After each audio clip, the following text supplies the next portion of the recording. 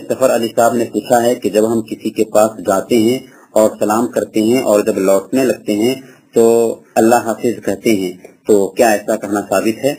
دیکھیں، اگر ہم سلام کرتے ہیں تو سلام کا جواب ملنے پر اور سلام کرنے پر ہمیں ثواب ملتا ہے. السلام علیکم ورحمۃ اللہ وبرکاتہ کہیں تو 30 نیکیاں ملیں گی.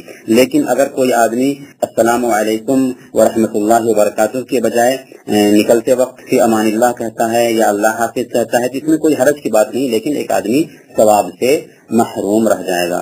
محترم سامعین، ہمارا وقت ہوا چاہتا ہے. انہی چند کلمات کے ساتھ ہم آپ سے رخصت ہوتے ہیں. اگلے ہفتہ انشاءاللہ مزید سوالات کے جوابات کے ساتھ ملیں گے.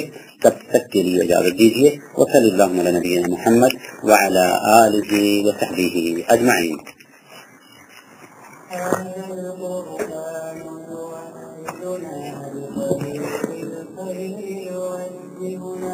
اللهم